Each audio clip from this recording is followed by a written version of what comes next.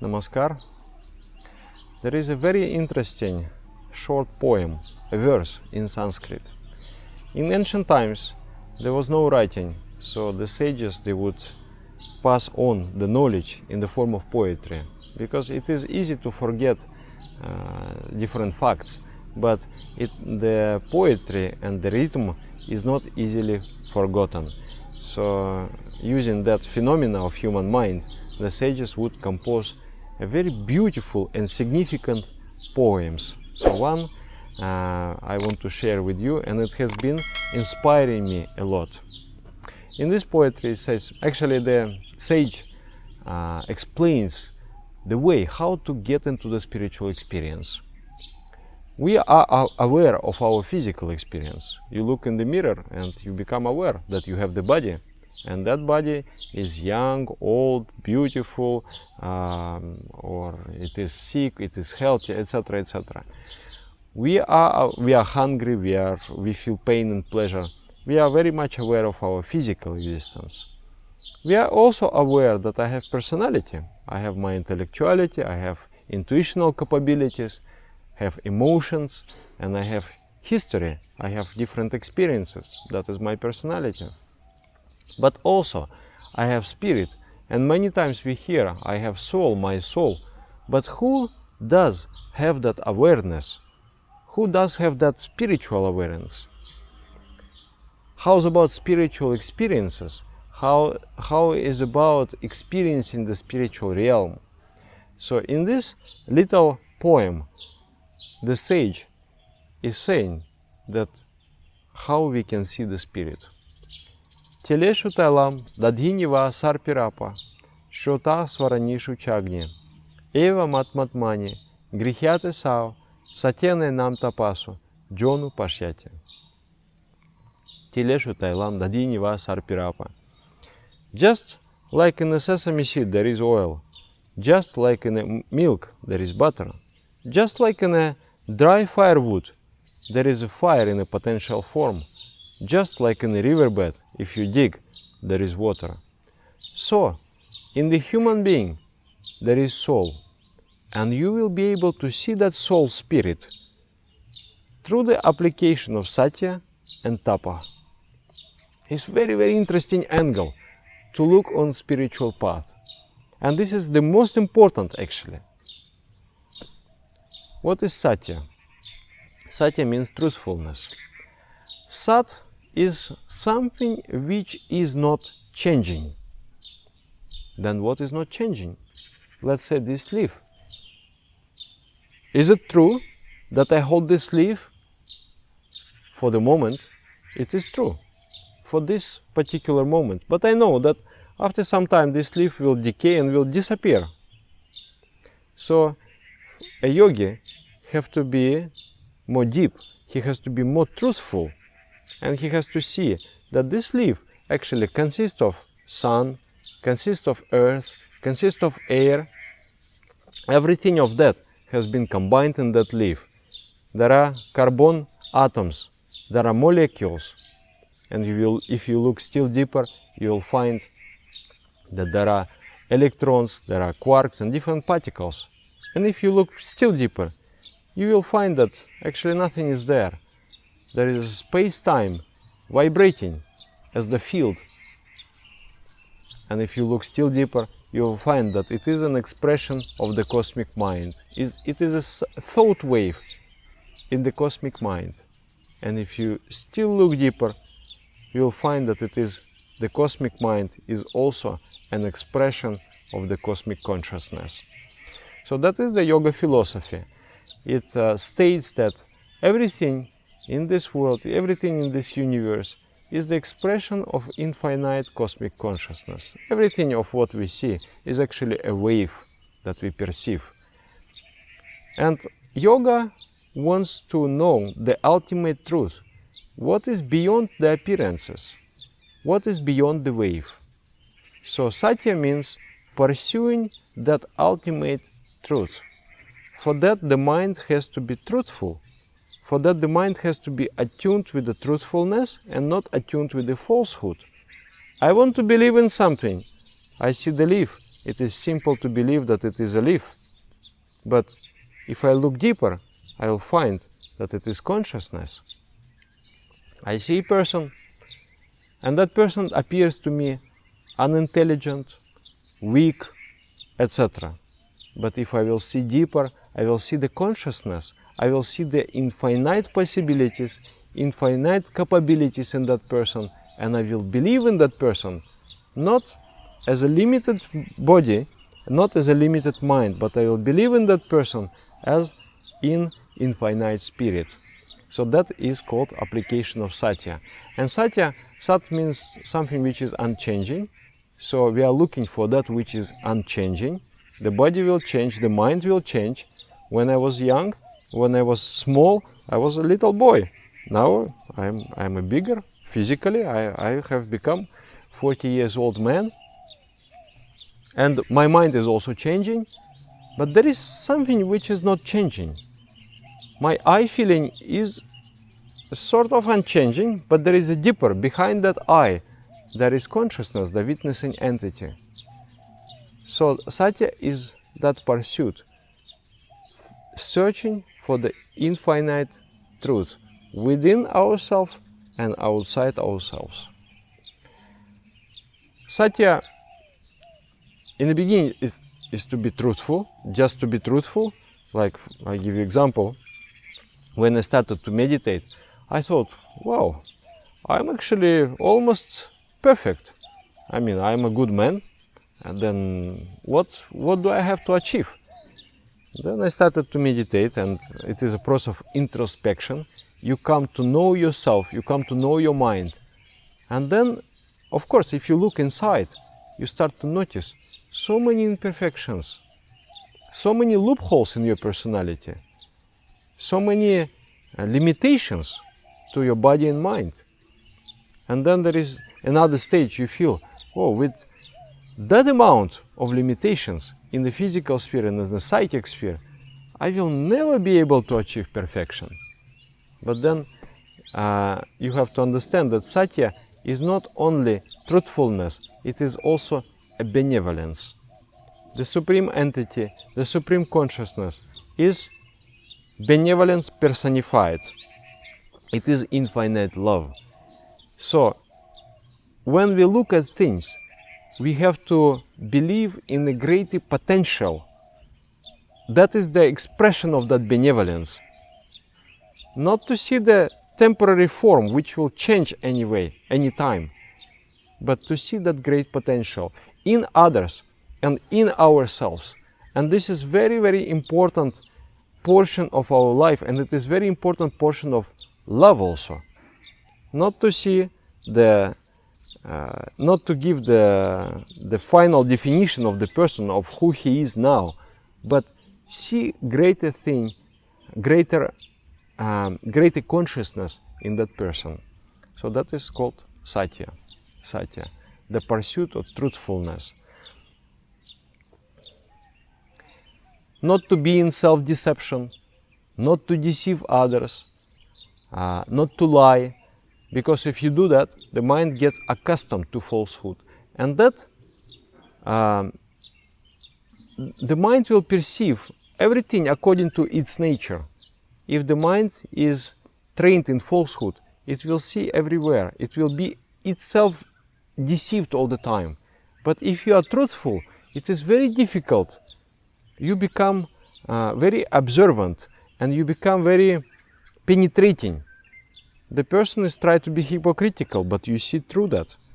You are very, very penetrating, and all different secrets of human psychology, all different secrets of nature are revealed before you. So that is important. To be genius scientist, you have to also be truthful. To be genius musician, you have to also be truthful. To be genius artist, you have to also be truthful, because through that the mind starts to flow parallel to the cosmic mind and receives the secrets of the universe. So that's one thing. And slowly, slowly, in that pursuit, you come to realize who you actually are. You say, am I this body? No, I'm not this body. Am I this mind? No, I'm not this mind. Am I this personality? Those experiences? That history? No. Then who am I? It's very interesting. If you look within yourself, really, if you just observe yourself, if you come closer to yourself, you will find that I'm actually an infinite love. I am not this complex. I am not this inferiority complex. I am not this superiority complex. I am not this fear. I am not this personality. I am not this intelligence. I am not that history. I am the consciousness, and that consciousness is infinite love. So that is the pursuit of truthfulness. So Satya means honesty is one, and secondly it is benevolence. Because cosmic entity, unchanging entity, is nothing but benevolence. So being honest, being blunt, but not benevolent, means you are noticing some defects in others and you are just pointing them out and you are poisonous about that. It does not mean that you are following Satya, because you are not able to reflect, you are not able to grasp the spirit of the nature of the cosmic consciousness. To grasp that, you have to train yourself in benevolence also. And then the second principle is called Tapah. Tapah means actually to undergo some pain, some discomfort, some suffering in order to achieve a goal. Both. One goal can be external in your social expression, and another goal is internal in your sadhana, in your spiritual practice. Actually, if you analyze, you will find that every success is based upon the tapah, upon this readiness to accept pain to achieve the goal. People may look at some businessman and they will see, oh, he is so successful. Some people may be jealous. But if they analyze the history of their success, they will see so much pain, so much discomfort, so much sacrifice have been done to achieve that status. So every success, and in spiritual realm especially, there are three realms. Physical realm, there is a success in the mundane sphere, then there is a psychic realm, there is a success in the intellectual, psychic sphere, and there is also a spiritual success. And especially for the spiritual success, that readiness to sacrifice for achieving the goal has to be there. Normally, people feel that, let me build comfortable life, and then live there beautifully, smilingly, peacefully. That is a kind of dream of the stagnant life. I am striving, I am struggling, but achieving that which I wanted, I have achieved my limited goal, and then I stopped. But when you stop, then immediately you start to go down. Because if you don't go up, you go down. This is the law of nature. There is nothing in between. So it is always seen when people, the genius, artists, the genius performance, they achieve affluence in their life, they achieve fame and name, they are at the top of the society, and they feel, okay, now I have achieved everything. Then nothing to achieve more. At that stage, the degeneration starts. At that stage, the depression starts. At that stage, the psychic, the spiritual degeneration starts. So we should not dream of that state where we will finish the struggle. We should not mentally retire. We should accept that spirituality, that the vibrant life, that the spirituality means that you will have to always move upwards, and moving upwards means discomfort. Like I have my friend, he's a very inspiring person, and he's a great tapasvi, means he's great in this sacrificing spirit. He was telling me, I just completed a big project. That project drained all my resources. It required all my intelligence. It required my everything actually. I had spent so many sleepless nights and so many working hours to achieve that. But that was very good for the people. It has provided very necessary facilities for the people in the villages there in India. So he has completed that, and he thought that maybe next year I should not do this big accomplishment. I should not try to. I just do my regular work and I meditate and I enjoy life. But then the thought came, no, this is going to be egoistic and this is not inspiring. So let me accept another challenge in life. So Tapah means this: accept the challenge in the spiritual sphere. Always try to become better. Spirituality requires so many rules, so many practices. So in the beginning I can do meditation for 5 minutes twice a day. It is Tapah. You are doing something unusual, something which you are not habituated to do. And even 5 minutes sitting still requires some self-control and requires some effort. But then you get accustomed to it, and there is no effort in that. So then you have to accept something bigger. You meditate twice a day, 20 minutes each time. Okay, you're accustomed to that, then you do asanas. Okay, you're accustomed to that, you do kirtan, you do asanas, you do half bath, you do all the practices which are prescribed in the spiritual path. That is the spiritual effort. And in your meditation also, it's not like you close the eyes and you do very relaxed way. You do an effort. You try to move yourself from the point of A into the point of B.